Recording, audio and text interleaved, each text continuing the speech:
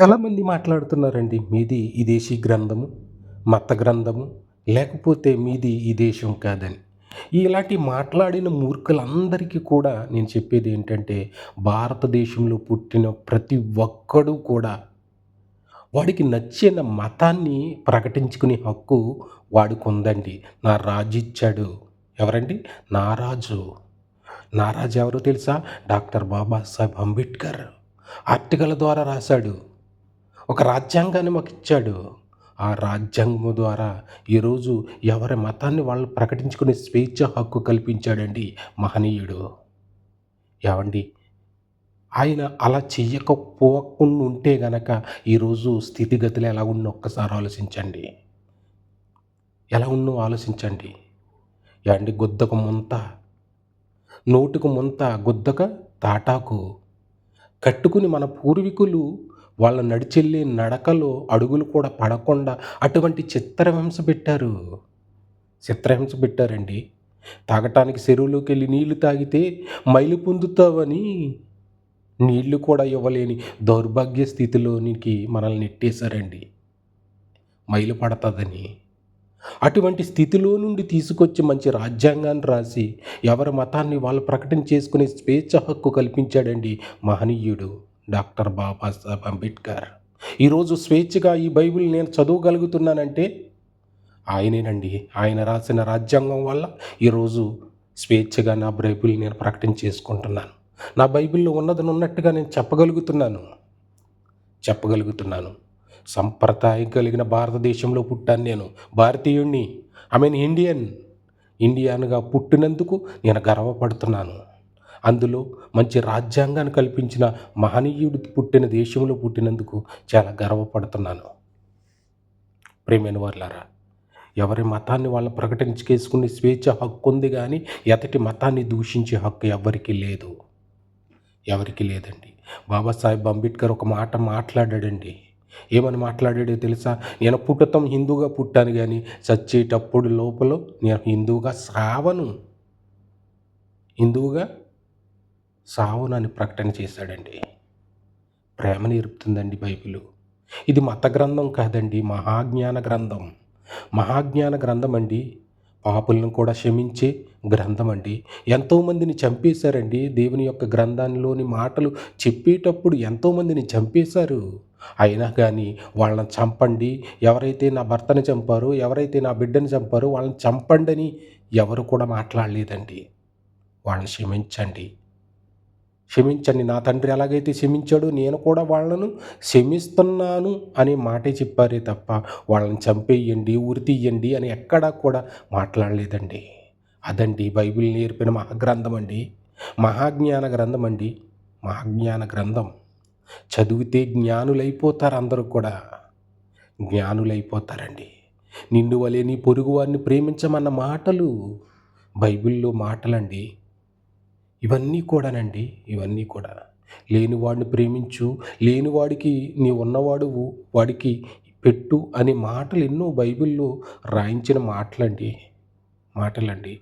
ఈరోజు యువతరం చెడిపోతుందంటే ఇలా బ్రతకకూడదురా, నీ తల్లిదండ్రులను ప్రేమించాలి, నీ పొరుగువారిని ప్రేమించాలి, తాగుడుకు బానిస అవ్వకూడదు, దేవుని కొరకు బ్రతకాలి, నీ కుటుంబాన్ని పోషించుకోవాలని చక్క మాటలు చెబుతుంటే ఈరోజు గ్రామంలోనికి వస్తున్న దైవజనుల్ని చాలామంది హేళన చేస్తున్నారు, కొడుతున్నారు, తిడుతున్నారు. ఈరోజు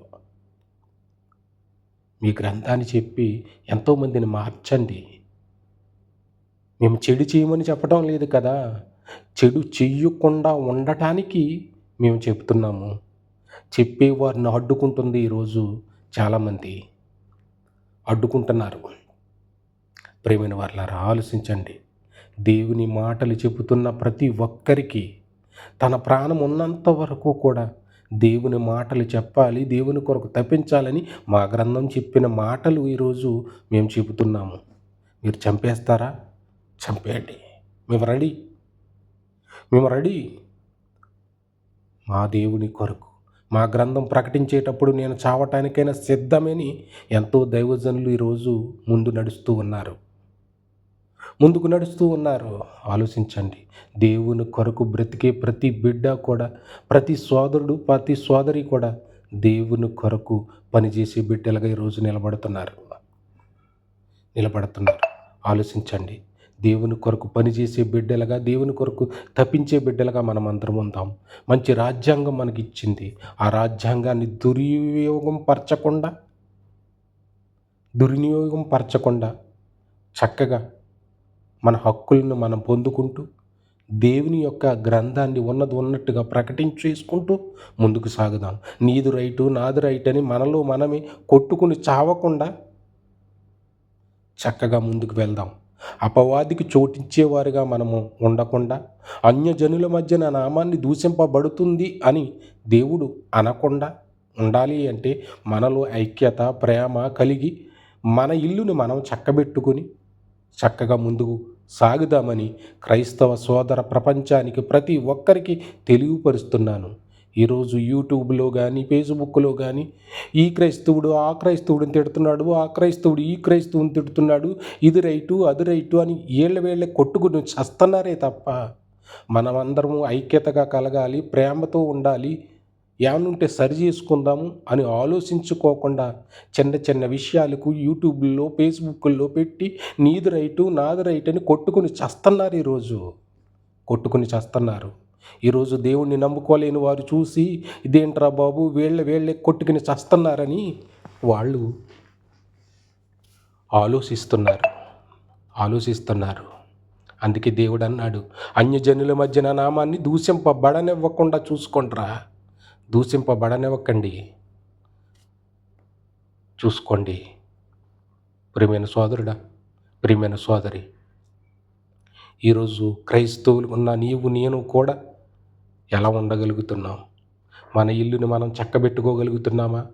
ఎదటి వ్యక్తికి చోటిచ్చి మన మీద తిరుగుబాటు చేసేవారుగా ఈరోజు తయారవుతున్నారు. అలా కాకుండా మనం తగ్గించుకొని చిన్న చిన్న పొరపాట్లు క్రైస్తవ సమాజంలో నువ్వు మాట్లాడిన మాటల్లో, వాడు మాట్లాడిన మాటల్లో తప్పులుంటే సరిచేసుకుని ఎదటి వ్యక్తికి తెలియపరచకుండా మీలో మీరు ఐక్యత కలిగి, ప్రేమ కలిగి ముందుకు పోవాలనేది నా ఉద్దేశం.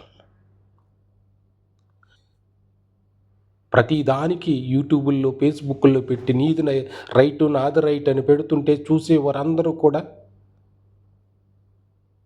క్రైస్తవ్యంలో ఏంట్రా ఇది అనేది ఆలోచిస్తూ ఉన్నారు. దయచేసి అటువంటివికి పోకుండా మనమందరము కలిసి దేవుని నామాన్ని ఘనపరుస్తూ, దేవుణ్ణి స్తుతిస్తూ, కొనియాడుతూ ముందుకు పోవాలని మీ అందరికీ మనవి చేసుకుంటూ నా మాటలు ముగిస్తున్నాను. అందరికీ వందనాలు. Praise lord.